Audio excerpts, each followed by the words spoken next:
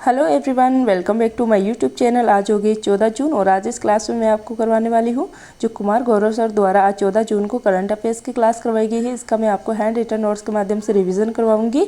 इससे आपका टाइम भी बच जाएगा और आपकी पूरी क्लास का रिवीजन भी हो जाएगा, जो कि इस क्लास का मेन उद्देश्य है। तो चलिए शुरू करते हैं आज की important class. Question number first है, हाल ही में जारी सिप्री की ईयर बुक 2023 के अनुसार सर्वाधिक परमाणु शस्त्र किस देश के पास है? तो यह है रूस के पास। और सिप्री, तो सिप्री की फुल फॉर्म क्या होती है? तो यह होती है Stockholm International Peace Research Institute. तो इसका हेडक्वार्टर कहाँ पे है? तो इसका हेडक्वार्टर स्टॉकहोम स्वीडन में स्थित है और इसकी स्थापना 1966 में हुई थी। ये इस बार इसकी 54वें नंबर की रिपोर्ट निकाली गई है, परमाणु शस्त्रों की रिपोर्ट। इसका कारण क्या है ये रिपोर्ट निकालने का? तो इसका कारण है कि जो बिगड़ते हुए भू राजनीतिक संबंध है, इसमें परमाणु हथियार का बढ़ना।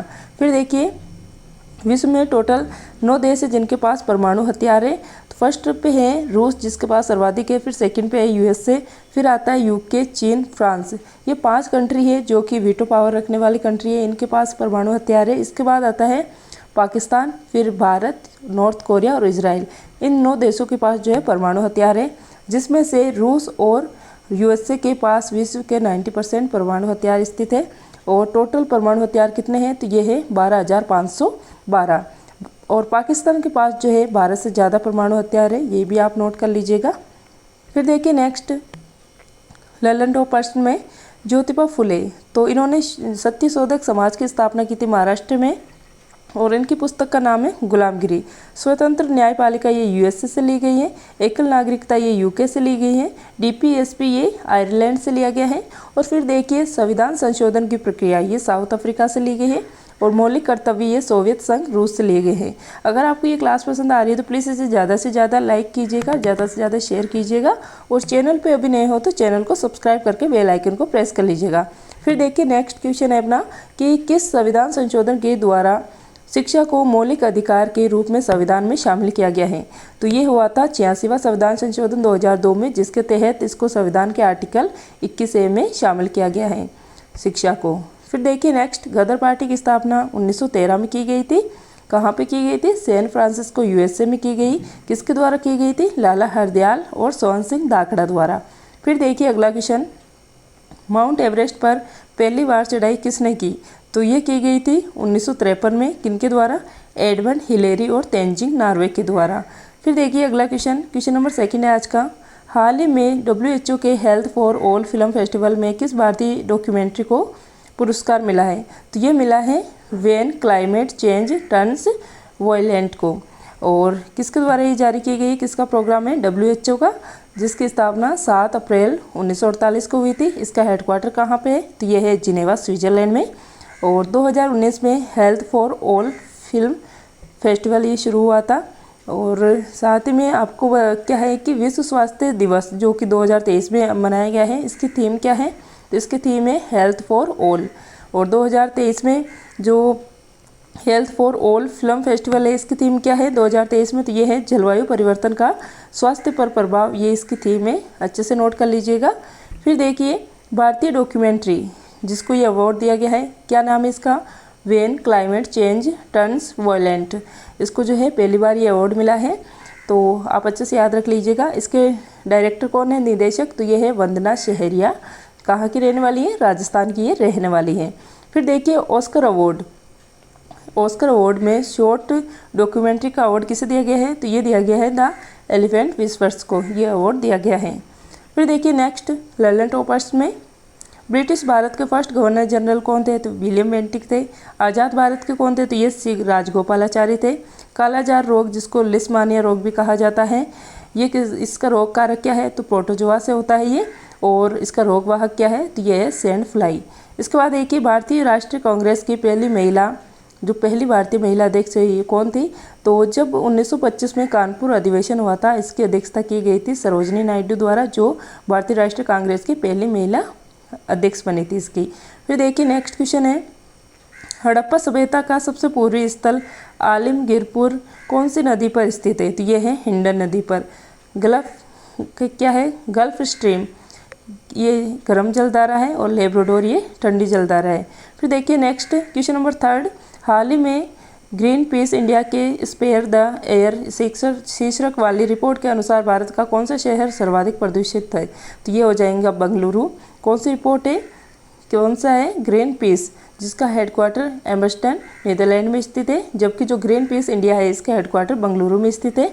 इसके द्वारा रिपोर्ट निकाली गई है स्पेयर द एयर रिपोर्ट, जिसमें वायु प्रदूषण की गणना की गई है, जिसका आधार पर, किसका आधार पर?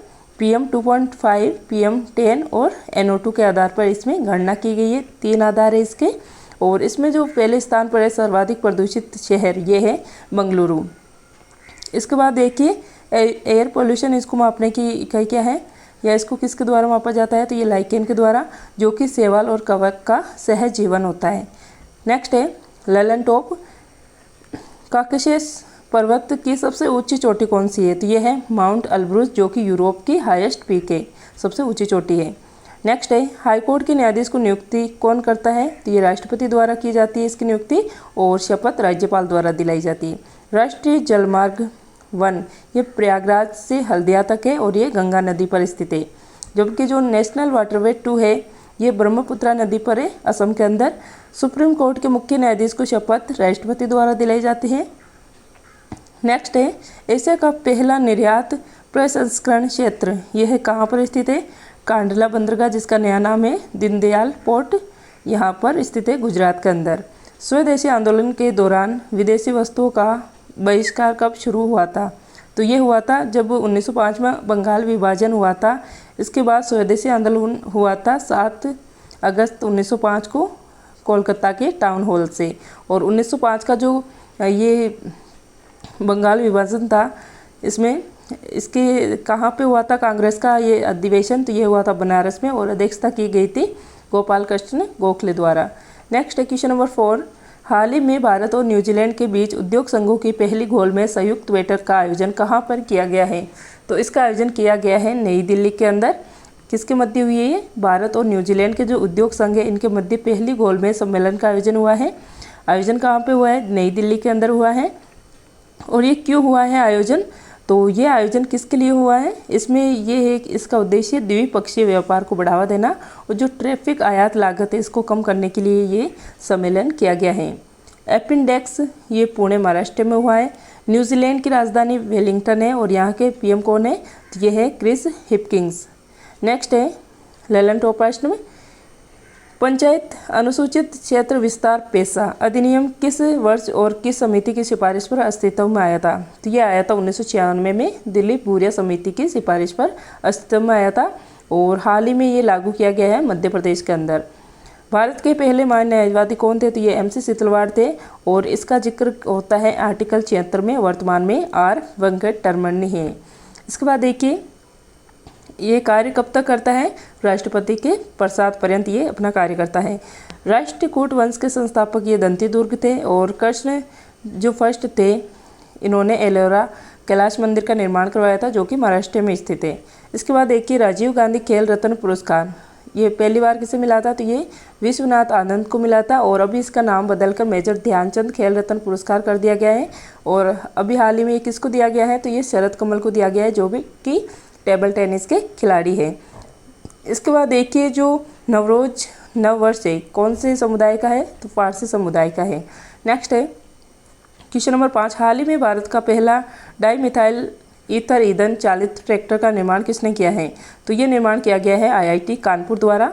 तो TFFE ये ट्रैक्टर कंपनी है, और साथ ही में जो IIT कानपुर है इसने मिलकर ये निर्माण किया है, और भारत का ये पहला डाईमिथाइल ईथर ईंधन संचालित ट्रैक्टर है जिसका निर्माण इनके द्वारा किया गया है।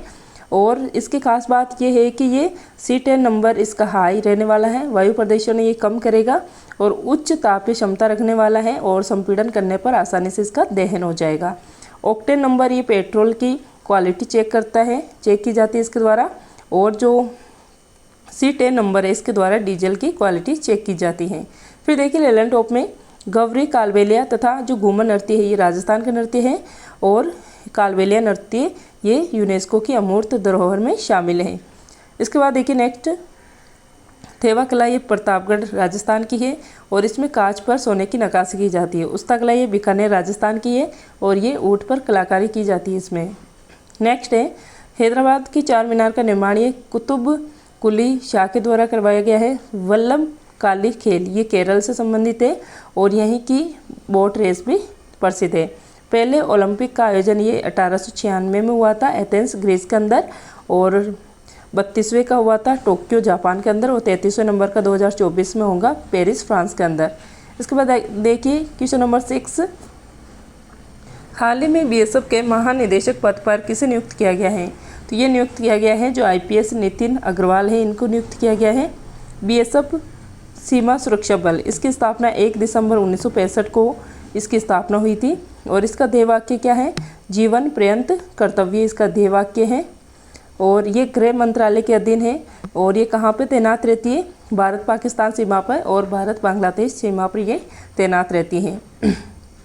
इसके बाद देखिए इसके महानिदेशक आईपीएस नितिन अग्रवाल को नियुक्त किया गया है, और ये 2026 तक इस पद पर नियुक्त रहने वाले हैं। सीबीआई के निदेशक ये प्रवीण सूद है, और सीवीसी के हैं प्रवीण कुमार श्रीवास्तव। नेक्स्ट है ललन टॉप प्रश्न, सबसे छोटा कोशिकांग ये राइबोसोम है, जिसे पेलेट कण भी कहा जाता है, और इसी को जो है प्रोटीन की फैक्ट्री भी कहा जाता है। इकोलॉजी शब्द ये हेकले द्वारा दिया गया था, और इकोसिस्टम ये टेंसले द्वारा दिया गया था। केंद्रक की खोज रॉबर्ट ब्राउन द्वारा की गई थी। सविनय अवज्ञा आंदोलन 1930 में हुआ था, और इसी के समय जो कौन थे वायसराय ये इरविन थे, और इसको रोकने के लिए 5 मार्च 1931 में गांधी इरविन समझौता हुआ था। नेक्स्ट है राष्ट्रीय सिविल सेवा दिवस ये 21 अप्रैल को मनाया जाता है। क्वेश्चन नंबर 7 है, हाल ही में भारत की मेटाबॉलिक गैर संचारी रोग स्वास्थ्य रिपोर्ट किसने जारी की है? तो ये जारी की गई है Indian council of medical research के द्वारा, ICMR के ये द्वारा ये रिपोर्ट जारी की गई है। इसमें देखिए मेटाबॉलिक गैर संचारी रोग जो मतलब संक्रमण से नहीं होने वाले रोग होते हैं, गैर संचारी रोग जैसे कि मोटापा हुआ, मधुमेह, डायबिटीज़ हुआ, ये रोग जो है इसके अंदर आ जाते हैं। मेटाबॉलिक मतलब जो पाचन होता है इसको मेटाबॉलिक कहा जाता है, और इसमें जो आंकड़े शामिल किए गए हैं ये 2008 से 2020 तक के आंकड़े इसमें शामिल किए गए हैं। कारण क्या है इसका? खराब फूड खाना, शरीर में से मेहनत नहीं करना, और तंबाकू शराब पीना, इस कारण ये बीमारियां होती हैं। मधुमेह इसमें मैक्सिमम कहाँ पे है? गोवा में है, और मिनिमम है यूपी के अंदर। और मधुमेह किससे होता है? इंसुलिन की कमी के कारण मधुमेह डायबिटीज़ होता है, और ये एक हार्मोन है जो कि अग्नाशय की जो बीटा सेल होती है यहाँ से निकलता है। इसके बाद देखिए ललन टॉप प्रश्न में राष्ट्रपति का निर्वाचन आर्टिकल 54 के तहत निर्वाचन मंडल होता है, जिसमें निर्वाचित MP और MLA शामिल होते हैं, और आर्टिकल 55 के तहत इसके निर्वाचन की एक विधि होती है एकल संक्रमणीय मत पद्धति, जिसके आधार पर राष्ट्रपति का जो है निर्वाचन किया जाता है। फिर देखिए वित्त आयोग के फर्स्ट अध्यक्ष ये कैसे नियोजित थे, और वित्त आयोग का जिक्र आर्टिकल 280 में होता है। वर्तमान में NK सिंह जो है वित्त आयोग के अध्यक्ष है। उज्ज्वला योजना 2.0 ये 10 अगस्त 2021 को महोबा उत्तर प्रदेश से स्टार्ट हुई थी। सत्यमेव जयते शब्द का उल्लेख ये मुंडकोपनिषद में हुआ है, और अटल सुरंग जिसका पुराना नाम रोहतांग सुरंग है ये हिमाचल प्रदेश में स्थित है। क्वेश्चन नंबर 8 है, हाल ही में भारतीय सेना ने किस देश के साथ संयुक्त सैन्य अभ्यास एक्वेरिन प्रारंभ किया है? ये किया गया है एक्वेरिन अभ्यास, ये भारत और मालदीव के मध्य होता है, और ये द्विवार्षिक अभ्यास है। 2023 में इसका आयोजन उत्तराखंड के चौबटिया में किया जा रहा है, और एक्वेरिन का अर्थ होता है दोस्ती, और ये 14 दिन तक ये चलेगा भारत और मालदीव के मध्य। इसके अलावा जो है भारत और मालदीव के मध्य एक तो एकता अभ्यास हो रहा है, और एकता पोर्ट भी भारत और मालदीव के मध्य ही बनाया गया है। फिर देखिए सिलिनेक्स और मित्र शक्ति ये भारत और श्रीलंका के मध्य होता है। सूर्य किरण भारत और नेपाल के मध्य होता है। बिपरजॉय चक्रवात इसका नाम जो है बांग्लादेश द्वारा रखा गया है, और इसका अर्थ है विपत्ति या आपदा, और ये कहाँ टकराएगा? तो ये गुजरात पे टकराने वाला है। इसके बाद देखिए ललन टॉप में थालघाट दर्रा ये मुंबई को नासिक से जोड़ता है। बोरघाट ये मुंबई से पुणे को जोड़ता है, और मुद्रा राक्षस ये विशाख दत्त की पुस्तक है जो कि एक जासूसी ग्रंथ है, और G7 की बैठक हिरोशिमा जापान में हुई है। लखनऊ अधिवेशन ये 1916 में हुआ था, जिसकी अध्यक्षता अंबिका चरण मजूमदार की द्वारा की गई थी, और इसी में कांग्रेस के नरम दल और गरम दल वापस जुड़ गए थे, और इसी के अंदर जो है कांग्रेस और मुस्लिम लीग के मध्य समझौता हुआ था। नेक्स्ट है खार्तूम किसकी राजधानी? ये सूडान की राजधानी है, और ये नील नदी पर स्थित है। वाइट नील और जो ब्लू नील जहाँ पर मिलती है वो खार्तूम स्थान है जहाँ पर ये मिलती है, और इसके बाद इसका नाम जो है ये नील नदी पड़ जाता है। क्वेश्चन नंबर 9 है MyGov इंडिया डेटा के अनुसार वैश्विक स्तर पर डिजिटल भुगतान रैंकिंग में शीर्ष स्थान पर कौन सा देश स्थित है। ये है अपना भारत। जो MyGov इंडिया है भारत का नागरिक जुड़ाव मंच, ये इसका नाम है। तो इसमें क्या है कि डिजिटल भुगतान के आंकड़े जारी किए गए हैं, जिसमें फर्स्ट रैंक है इंडिया की। विश्व का जो है 46% डिजिटल भुगतान जो है ये इंडिया द्वारा किया गया है, जो है 89.5 मिलियन लेन देन जो है डिजिटल लेन देन की गई है भारत के द्वारा। सेकंड नंबर पर है ब्राज़ील, जिसने 29.2 मिलियन लेन देन की है। इसके बाद आता है कुछ इंडेक्स है।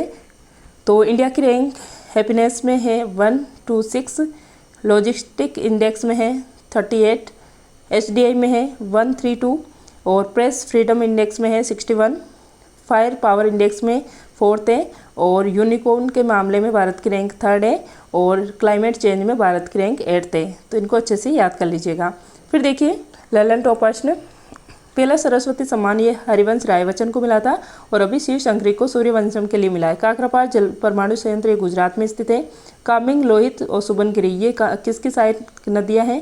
तो ये ब्रह्मपुत्रा की सहायक नदियां हैं और ब्रह्मपुत्रा को तिब्बत में सांगपो कहा जाता है।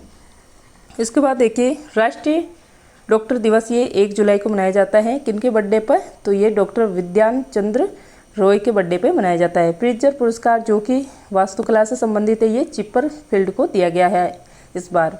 इसके बाद देखिए फीफा अंडर-20 विश्व कप 2023 की उप विजेता टीम कौन सी रही है। तो जो फीफा अंडर-20 वर्ल्ड कप 2023 है, इसका आयोजन अर्जेंटीना में हुआ है और ये 24वें नंबर का है। फाइनल मैच उरुग्वे और इटली के मध्य हुआ है, जिसमें विजेता रही है उरुग्वे और उप विजेता है इसमें इटली। गोल्डन बॉल और गोल्डन बूट इसका अवार्ड मिला है ससोद को, जो कि इटली के प्लेयर है। इसके बाद देखिए फीफा वर्ल्ड कप, तो ये 22वें नंबर का था। कतर दोहा में इसका आयोजन हुआ है। लाइव इसका शुभंकर था। अर्जेंटीना विजेता रही थी और फ्रांस इसमें उप विजेता रही थी। गोल्डन बॉल ये लियोनेल मेसी को मिला है, जो कि अर्जेंटीना के रहने वाले हैं। गोल्डन बूट ये एम्बाजे को मिले हैं, जो कि फ्रांस के रहने वाले हैं। फिर देखिए ललन टॉप प्रश्न में पूर्व पश्चिम गलियारा को उत्तर पश्चिम गलियारे से किस स्थान पर विच्छेद करता है। तो ये झांसी उत्तर प्रदेश पे मिलते हैं। ये प्रकाश की गति सर्वाधिक ये निर्वात में होती है 3 × 10⁸ मीटर पर सेकंड। टोमान ये ईरान की मुद्रा है। टका ये बांग्लादेश की मुद्रा है। रूबल ये रसिया की मुद्रा है। और इसके बाद देखिए 2011 की जनगणना के अनुसार ऋणात्मक वृद्धि दर वाला राज्य कौन सा। तो ये नागालैंड है। और इंसुलिन ये एक हार्मोन है जो कि अग्नाशय की बीटा सेल से निकलता है और इसकी कमी से मधुमेह रोग होता है। तो ये थी आज की अपनी क्लास। आई होप आपको ये क्लास पसंद आई होगी। अगर आपको ये क्लास पसंद आई तो प्लीज़ इसे लाइक करें, शेयर करें और चैनल पे अभी नए हो तो चैनल को सब्सक्राइब कीजिएगा। तो कैसी लगी क्लास कमेंट करके ज़रूर बताइएगा। मिलते हैं नेक्स्ट क्लास में। क्लास देखने के लिए थैंक यू।